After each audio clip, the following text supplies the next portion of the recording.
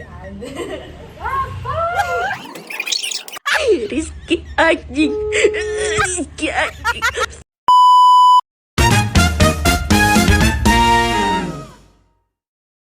Kalian ngerasa bingung tentang keberagaman kalian dan makna hidup?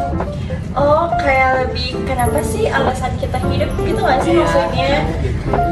Pernah. Ya kan semua juga pasti pernah nggak sih, apalagi di masa kanak-kanak tuh ya. Kan ada tuh fase-fase tuh namanya imitatif. Imitatif tuh apa sih? Aku lupa aduh.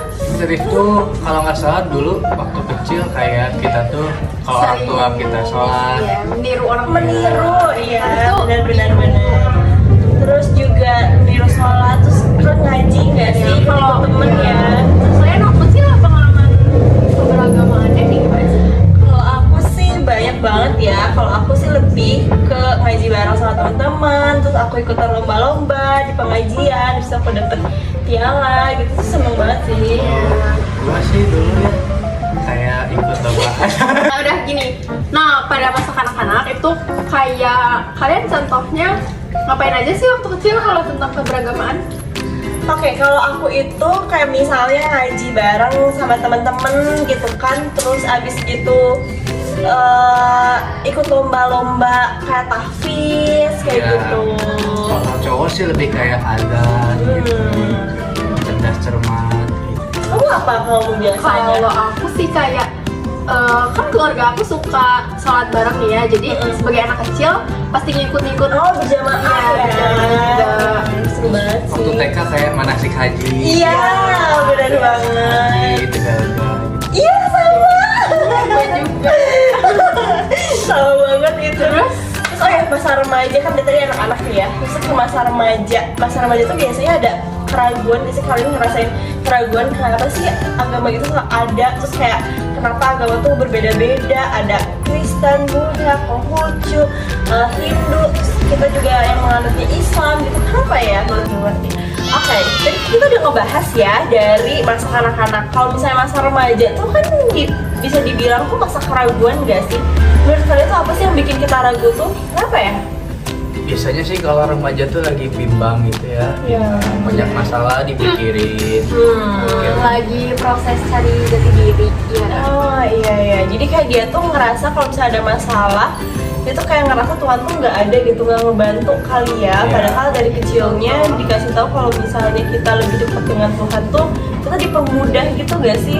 Tapi ternyata emang susah ya kita tuh nerimanya ya. Oke. Ya kadang suka Tuhan tuh keadil, gitu, suka ngerasa kayak Oke. gitu. Kalau misalnya masa-masa dewasa tuh kita kayaknya udah ngerasa menerima agama kita nggak sih? Lebih paham tentang agama tuh ternyata kayak gini gitu. Atau enggak berarti kita itu lagi ngerasa kayak nerima apa yang kita percaya sekarang gitu kan ya, bisa nerima karena kan tadi itu masa-masa anak-anak tuh masa meniru tadi ya, tadi apa sih namanya, imitatif ya kalau nggak salah ya. Terus di masa remaja itu kita ngerasa keraguan kayak kenapa gitu kan, kita banyak masalah tapi Tuhan nggak bantu. Tapi ternyata di masa dewasa tuh kita ngerasa Tuhan tuh ternyata tuh ada di samping kita gitu ya, ngebantu kita, karena kayak Tuhan juga nggak akan ngasih ujian yang berat sama hambanya gitu kan Iya. ya. Setelah dewasa juga lebih paham bahwa agama itu ya sebagai petunjuk. Oke, pedoman ya. Hidup. Oke, ini kan terlalu si Ade. Apa? Oke. Jadi ngajai bayar. Beres. Oke, selesai. Oh berarti gitu ya, seru banget ya kalau kita tuh ngebahas tentang agama ya. Dari mulai kecil, remaja hingga dewasa.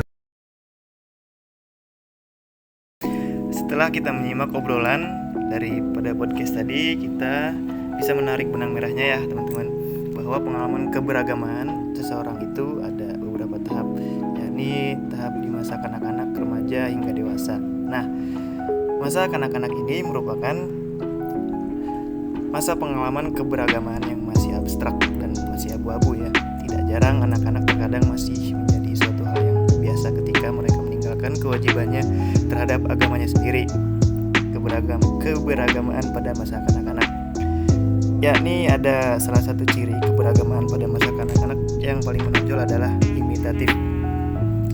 Ciri yang paling menonjol dari keberagaman ini adalah anak-anak hanya menirukan apa yang diyakini dan dilakukannya oleh orang tuanya. Belum ada keseriusan dalam diri si anak tersebut.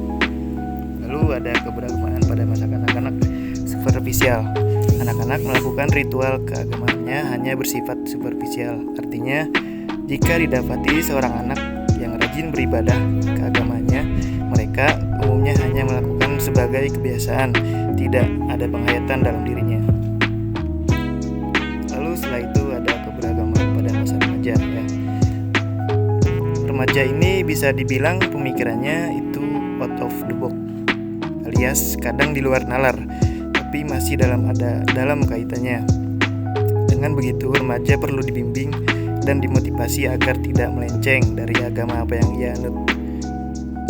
Ada beberapa pembinaan dan motivasi agama yang harus didapat melalui penelitian yang dihasilkan dari beberapa tokoh psikolog, yaitu pertama ada latihan keagamaan secara konsisten, lalu ada penanaman kedisiplinan keagamaan dan memberikan contoh yang teladan sehingga dapat dicontoh dengan baik. Lalu ada keberagamaan pada masa dewasa. Gambaran umum dan tantangan kehidupan beragama pada masa dewasa. Ada kematangan psikologis, sosial, dan ekonomis. Umumnya tercapai pada masa dewasa. Meskipun dewasa, banyak yang belum matang dalam ciri kehidupan beragama ini. Terlihat dari ciri-ciri egosentris dan perilaku ritualistiknya yang dibawa sejak masa kanak-kanak hingga